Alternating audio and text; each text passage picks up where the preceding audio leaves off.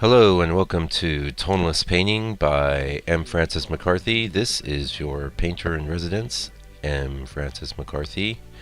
And the painting we are doing today is it's a revision. It's called Storm Over the Wetlands. Right now you are seeing it pretty close to its original state. And this is a painting, actually, it was an 8 by 10 and I cut it down, and it just had this weird abrupt sort of drop into the wetlands of this piece of land. It just wasn't working, wasn't successful, and I probably did that one last year sometime, maybe even the year before. So a complete and total revision here, and I referenced, I decided to put an entirely new sky in, as you can see. We're doing that right now, pardon me. And also, I referenced an old painting by some lesser-known Barbizon dude. Sort of helped me out with the landforms, and I pretty much kept all the grass in the bottom. We'll be seeing that too. And I'm pretty happy with the way it turned out. We did a revision last week. These were the two revisions I'd done probably a month ago, and I thought, well, we'll just get these up. Why not? The last revision, got a lot of views on YouTube. I don't know what's going on, but people are looking. I probably had maybe 100 views in a week there, so which is cool. To be honest, it could be one person or 100 person or 10,000 people. I mean, I'm just glad to be helping out if I can, and I know that when I was I still love seeing artists work. It's always amazing to see their process and how they do things. And when I was a young person, we didn't have things like YouTube. You really had only this guy that would paint these quick paintings on PBS, public broadcasting in the U.S. and other than that, it was very rare to see any artists actually putting a painting together. So that's one of the reasons I like to share what I do and share my process, and just kind of give back to the world a little bit. So you're wondering, how's it going in the studio, eh? Well,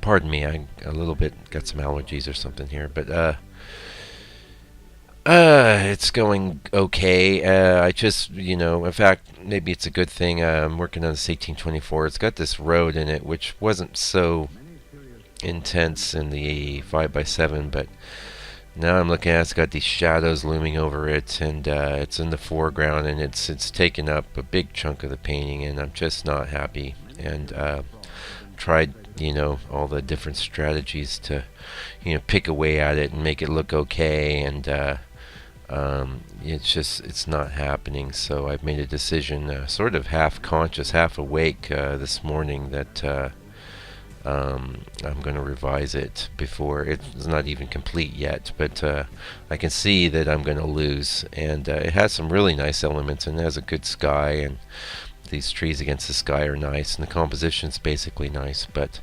I think I'm going to change this road into some sort of water of some type, maybe a river or something. I don't know exactly. Maybe it's just a more organic path. What it is now is one of these, out here in New Zealand we have what are called metal roads. They're not quite paved and they're not quite dirt. They're something in between, and they're rustic. They're nice, but this is dominating, and it's I just I feel fortunate that I've realized that I can't win, and that I need to reevaluate my battle plan, and I'm doing that before I go through the process of all this photography and stuff that I have to go through, and so that's a good thing. And I did this on a piece which I don't think I featured on the blog. It was called Road Out West, but I changed it to River Out West. I made the road into a river, and really nice paintings now, successful. And that had a similar issue with a giant road. It creates this big sort of rounded triangle shape on the bottom of the composition, and you can accept this sort of thing in a photo pretty readily. But for some reason, when it's in a painting, it's not right, and it's not something that you'll see that the masters did at all. So after I finish doing this recording, and hopefully I'll get to do the blog post as well this morning. I might just type that out this evening. We'll see, or dictate it. I'm gonna revise that, and the other large one I'm doing has got some issues too. Although I sort of like it. It's like this big kind of landmass that's sort of got a very small road off to the right hand side of the painting, our right hand side, not the painting's right hand side, and it's I think it's okay. Actually, I think it's a good painting. It's not a great but what's funny is just learning to listen to the intuition. In fact, I'm getting ready to start my next series of 6, since this last week I've just been putting finishing touches on the last 6, and also coming to terms with this issue on the 2 largest ones really, but one is just going to be what it is, and the second one I'm going to revise. But I've started my 5x7 sketches for the next pass, and I'm really proud of myself, because there was one that I'd spent a lot of time working on in the computer and compositing this image, and I pull it up on my little digital picture frame, and not quite ready to start painting yet, just sort of reviewing what I've put in the USB stick there, and it's got these round tops on the trees, and I know that's the kiss of death.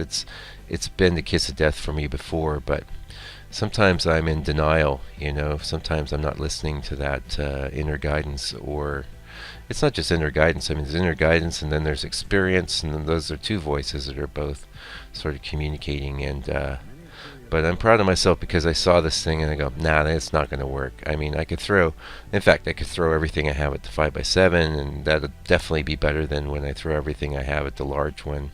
And I'll throw everything I have at it, and it's just got an issue that's part of the structure of the scene, and this is something that's maybe I'll talk about that in my blog post today, where there are things that work in photos that will not work in your painting, and there are things that one artist can pull off that another artist cannot, and knowing the difference is critical, to doing more good paintings and less bad ones. How can